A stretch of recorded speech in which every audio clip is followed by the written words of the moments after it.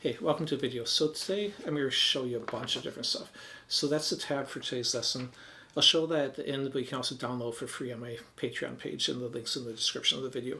So I'm going to show a couple exercises, a few licks, some arpeggio fingerings, and they'll all be in the tab. So the first one I'm going to show, I'll play it slow, then I'll play it faster, then I'll break it down.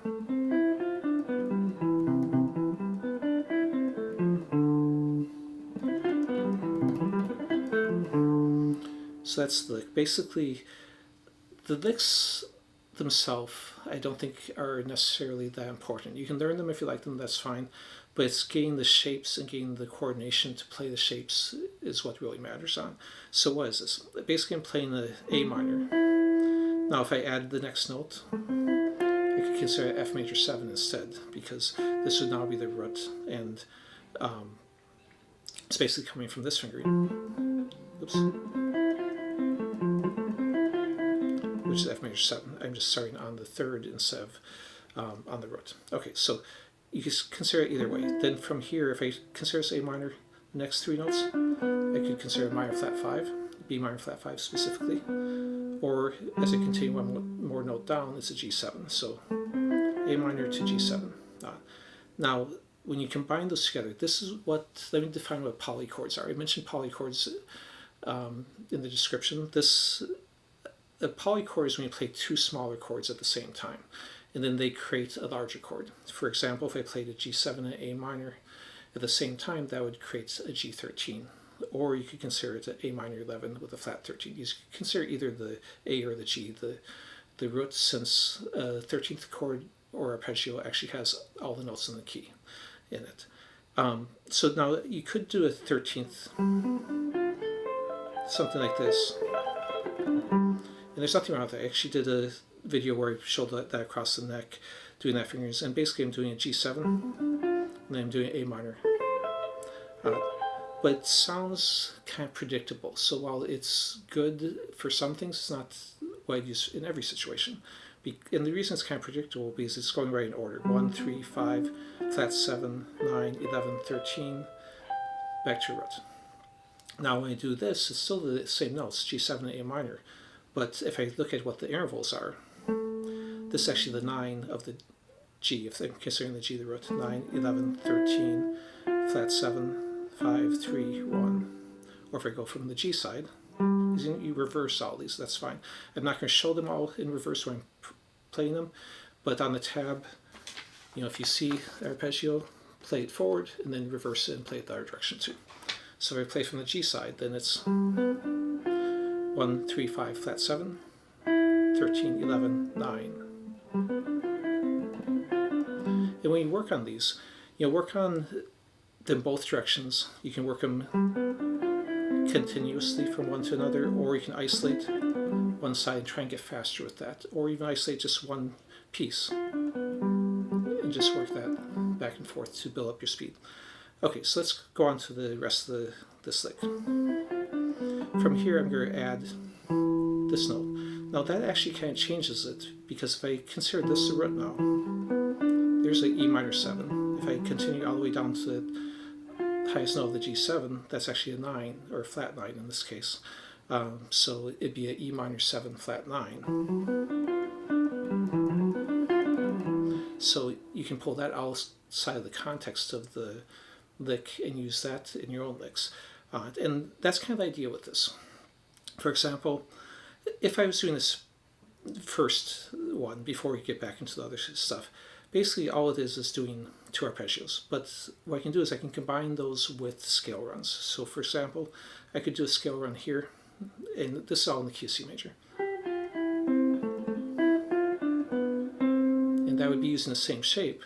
I just started down a scale, they descended the A minor, and they went right into the basic one we did of ascending it. Started to go down on G7, but I stopped on the B minor flat 5. I didn't finish out with the G. That allowed me to create a little more tension and resolve it back to C. So it ends up with something like this. And these licks are in the tab too. Or if I want to start on the bass side, using that same A minor G7, I could go a scale run up, into A minor, into a G, and then just into however you want. So would sound like that. Okay, let's keep going. So we just said that we had this E minor 7 or E minor 7 flat 9, which again is in the tab too. And then if I continue down, the next note is here, which actually changes the sound again. Now it doesn't sound like that E minor anymore. It sounds like a C major 7, or if I play it all the way through, there's a 9, 11. So there's a fingering for a C major 7, 9, or 11, depending on how far you take it. And if I want to play the whole thing that we've done so far down to there, this last note is your 13. So you actually would have, at that point, a C major 13. Now I could just reverse it and come back, but since I'm already descending at this point, you could also just come back to the third in the root to end it. So again, that's in the tab too. So there's that C major 13. It's a little bit more interesting fingering than if I just played it all in a row. Okay, then from there I continue down here, which could be considered a C major 9. But if I leave off that C, then it's an E minor 7. And then I'm going to reverse and come back up here, which is F major 7. Now you could break these into smaller pieces too, of course, just like we did the first time. And then I'm going to end this, after coming up to F major 7, back on the D, which gives me a D minor 7 or D minor 9, depending on how you break that up. So that's all down here. Let me see, try to see on this line. And then the fingerings are on the section after that. But again, I'll show that more in detail later. So let's jump into some of the exercises. And basically, what the exercises are using this shape and this shape, which are kind of similar ones. In fact, the only difference is that on this one, I'm putting this root in to add to this. So instead of doing the G triad, I'm doing E minor 7 triad. If I started on this note, it'd be the first one. Starting on this one is the second one. Now what that does is, on the first one, the root is moving down. Because I add this note here, the root is moving up a note. So it has a little bit different sound.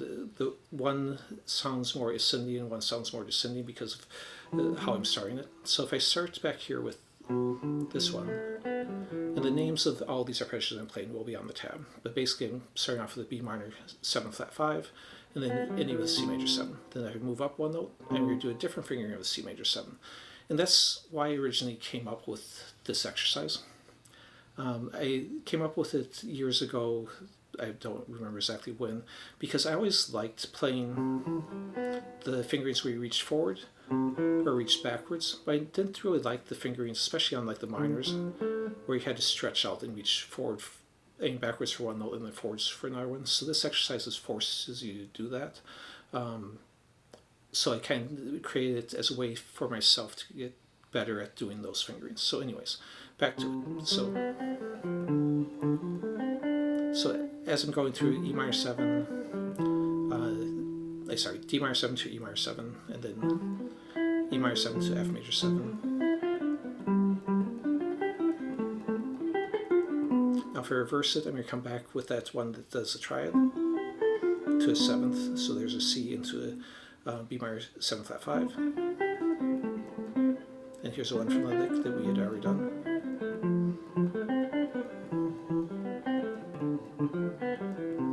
So there's the exercise going ascending and descending. Basically, you can do these on other strings too. As long as you're not crossing a B string, you could take, like if I'm doing this A, I could put it down here, and the fingering is going to be the same. When you cross the other strings, you have to adjust it for the B string, but that just throws everything forward. So if I'm doing the A here, instead of going, it would be, and then, same notes. Anyways, let me show you the tab for this. So the top line, 2 lines, is the ascending one they started with on the exercise. The next one is the one that uses the triad in 7ths. Then down here you've got one of the licks they did as example. You've got the other lick I did down here, and then the different fingerings that come from that. And down here you get that last lick, the one that was that one. Okay, so I think we'll leave it at that. Please click like, leave comments if you want me to go into more depth on any of this. Now keep in mind, any of this stuff like this, it's just one way to approach arpeggios. I've got a couple dozen videos on arpeggios, so there's a lot of different ways to approach them. The more ways you can do them, the more free you'll feel when you're improvising, and the more options you have. Thanks for watching.